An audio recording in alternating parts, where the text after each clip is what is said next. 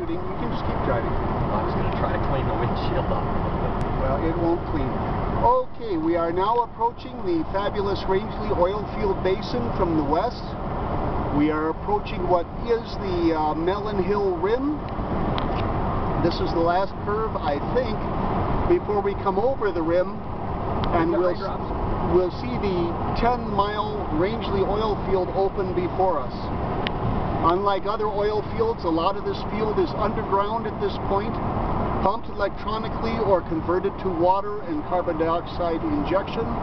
So you won't see many oil pumps, but this field was one of the great bonanzas of the 1940s and is still an active producing field today, with almost 700 deep wells and a couple hundred shallow ones in various states of disrepair. The shallow ones, that is. The thing in front of us is a insect on the windshield that self-destructed. We apologize for that, but just remember that this video beats a sharp stick in the eye. We see the various different rock formations, and we thank our friendly tour guide, Scott Henry, who, as you can see, would rather be on a motorcycle. He was born to be wild, his brother was born to be mild, but hey, we make quite a team. Okay. Ahead of us, you will soon see unfolding, I guess, what is actually the last curve before the Rangeley oil field. What this is an anti-climb, meaning that underground there was a huge uplift, resulting in an underground bowl. The bowl filled with Weber sand, and the Weber sand became saturated with oil at various thicknesses from 750 feet thick to less than 12 feet thick. It produced a very clean oil, much better than the Manco shale oil that was found earlier in the century, much closer to the surface. Cool. Sorry.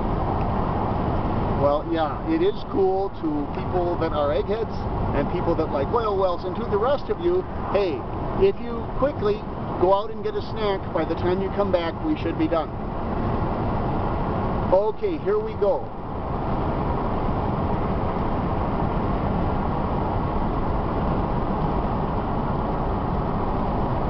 Here we see before us the great Rangeley Oilfield Basin. I'm going to swing to the left so you can see the mighty Melon Hill itself, the great edifice.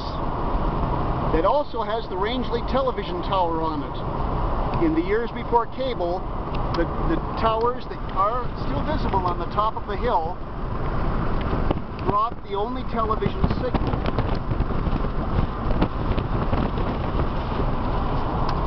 When we moved here, you would see a sea of bobbing oil pumpers even at this point. But now if you look down there, that is all that is left of one of the oil wells. That is an injected well. There in the distance, if you can focus on the telephone pole, that is a submersible or underground well. In fact, if you look out this side, there's another one. Let the camera focus. You can see the actual wellhead on the right there. And there's the control box near the telephone pole. Uh-oh. Whoop, open the battery compartment. That's just me being stupid. Here we have another of the underground submersible wells. You can see the green control box, or whatever it is. And there is the actual wellhead in the distance.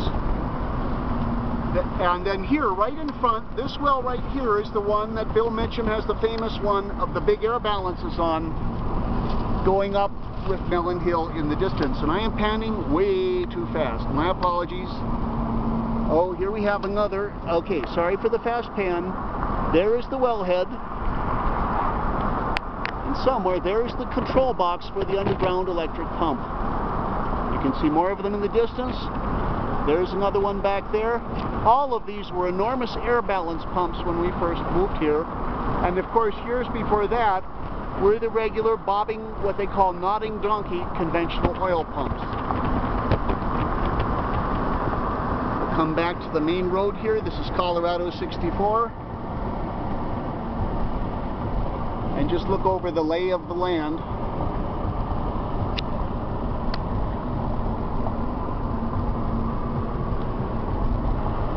That rim in the distance on your left is called Coal Oil Ridge. That was my favorite hill.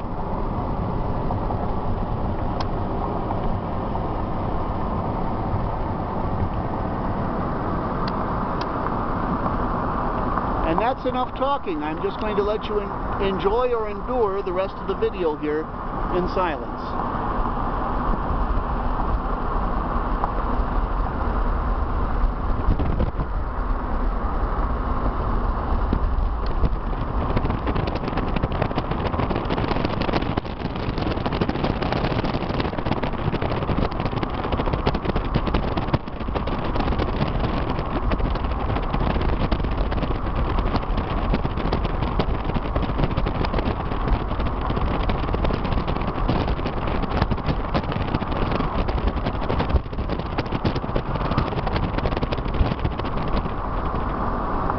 Or not. If you look carefully, though it is still at this point probably 7 miles distant, you can see the town of Rangeley at the far end of the basin, in the distance just under the distant Rim Mountains.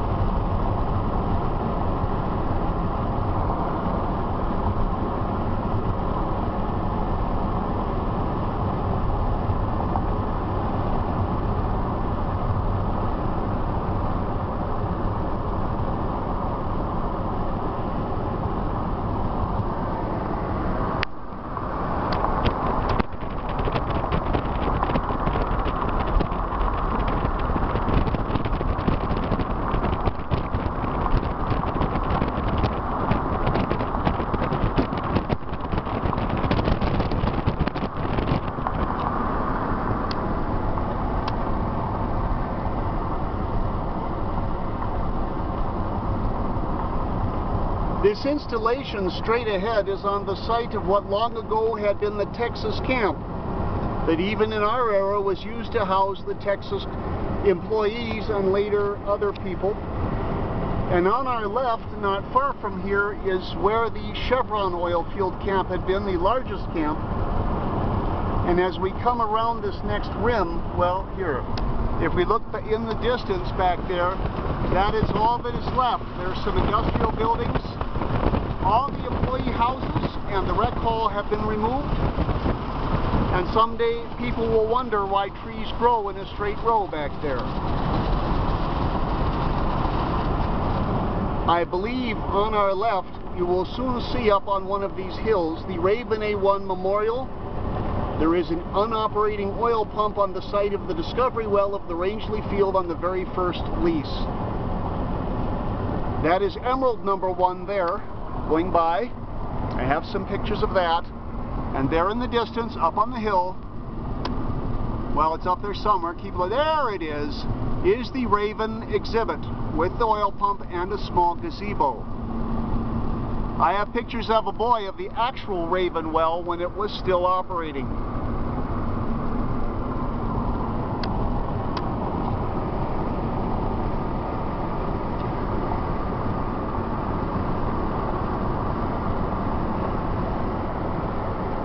This is the Chevron administration building on the hill that used to lead to the Chevron camp. And there used to be a number of wells on this hill that now have went. Still a few trees there.